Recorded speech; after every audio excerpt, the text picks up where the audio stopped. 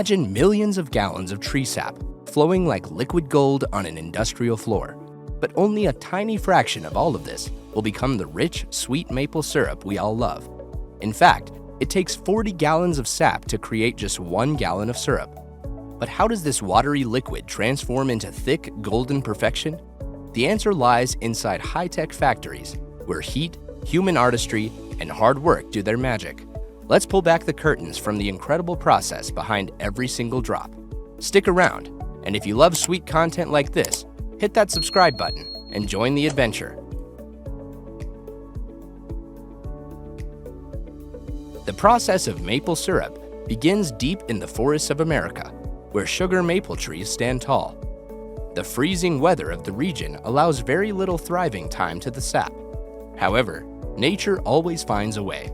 So, during late winter and early spring, when the temperatures fluctuate between freezing at night and thawing during the day, this swing creates an internal pressure in the trees. The pressure then causes sap to move from the roots to the branches, and when the tree is tapped, this pressurizing sap will escape into the bucket of the collector. In the past, farmers used to hammer metal spouts into trees and hang buckets underneath them to collect sap. However, in today's large-scale production, that method wouldn't even come close to meeting the demand. So maple farms use vacuum-powered tubing systems. Workers carefully drill a precise 5/16 of an inch hole at an angle, just deep enough to reach the sapwood without harming the tree. After that, they insert a plastic spout, which connects to a network of miles-long plastic tubing that runs through the forest.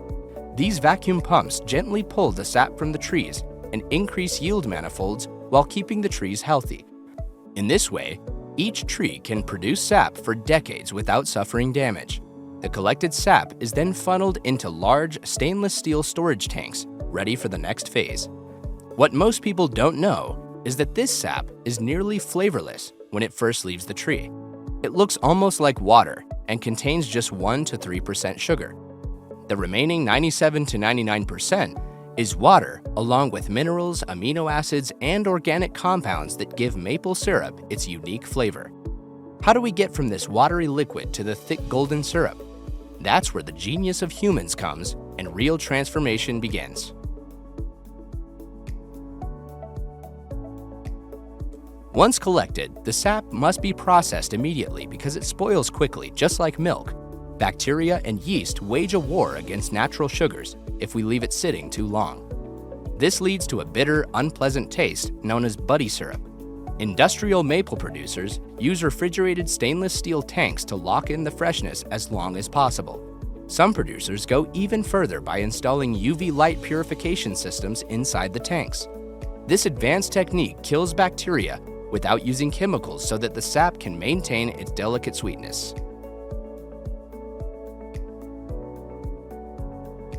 Now, here's where things get interesting.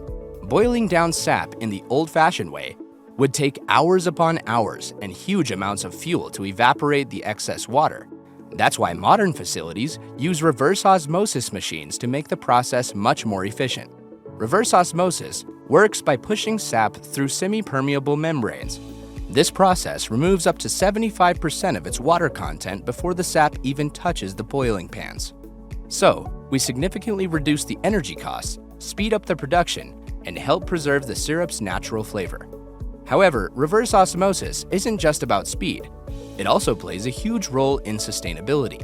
By using less fuel for boiling, producers reduce their carbon footprint and make the entire industry more environmentally friendly. That's remarkable, isn't it? We wish humans could learn that war is also hazardous to the environment, as much as running a kiln in the industry.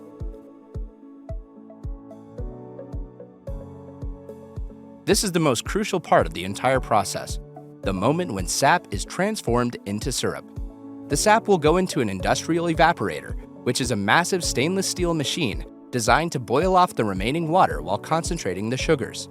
Inside the evaporator, the sap flows from multiple interconnected chambers where temperatures are carefully controlled between 219 degrees Fahrenheit and 221 degrees Fahrenheit.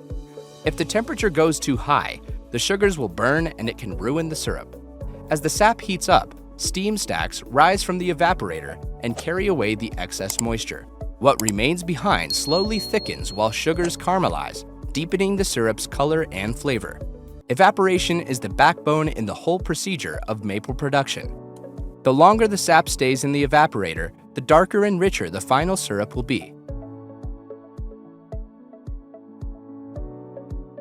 When evaporation is done, the liquid in the evaporator has finally become syrup. But it's not quite ready yet because freshly boiled syrup contains tiny, naturally occurring minerals and sediments called sugar sand. If left unfiltered, these particles can make the syrup grainy and unappealing. So, filtration is necessary to get rid of them. The syrup will be pumped through a high-pressure filter press, which uses diatomaceous earth to trap even the smallest particles. This ensures that the syrup has a perfectly smooth texture, ready for bottling. After the filtration, the syrup can go for the bottling. But one very important thing still remains. It has to be graded on the basis of both color and flavor, because not all the syrup tastes or looks the same. The color and taste are directly influenced by when in season the sap was collected. Early season sap tends to produce a lighter syrup, while sap collected later in the season results in a darker and more robust flavor. Among all categories, golden syrup is the lightest and has a delicate buttery taste. Amber syrup, which is the most commonly sold, has a richer, more classic maple flavor you know. Dark syrup has a bold caramel-like taste, which makes it ideal for cooking or mixing into recipes. Finally, very dark syrup has the strongest maple flavor and is often used in commercial food production, like candy making and baking. Interestingly, the same tree can produce different grades of syrup over the course of a single season. As the temperature rises, the sap composition changes, and it leads to a variation in color and taste. This means that no two batches of maple syrup are ever exactly the same, and nature never stops to amaze us. Now the syrup is ready to be packaged, but before it's bottled, it will be reheated to 185 degrees Fahrenheit to get sterilized. After that, on the floor of the conveyor belt, the syrup will be carefully poured into glass bottles, plastic jugs, or large 55-gallon barrels for bulk sale. Some companies use nitrogen flushing to remove oxygen from the bottle to prevent spoilage. As you have learned in the other episodes at Inside the Making, that oxygen is the sworn enemy of the long shelf life of products. So some high-end brands even wax seal their bottles to preserve freshness and create a premium look. Long before these complicated supply chains and giant steel evaporators, maple syrup was already a prized discovery among indigenous people in North America. The Algonquin and Iroquois tribes were among the first to tap maple trees. They believed it was a gift from nature. The story of the first maple extraction is very interesting. One legend tells of a native chief who pulled his tomahawk from a tree, unknowingly opening a wound that dripped sap into a container below. His wife thought it was water and used it to cook venison. That night, they both were surprised as the meat turned out sweet and flavorful. So, this was the birth of maple syrup. Early syrup makers heated the sap by dropping in hot stones because there were no metal pots. Some used to leave it outside to freeze. The skimming off of the ice the next morning would naturally concentrate the sugars, and they'll get the syrup ready. When European settlers arrived in the 1600s, they quickly adopted these techniques and brought their iron kettles as well.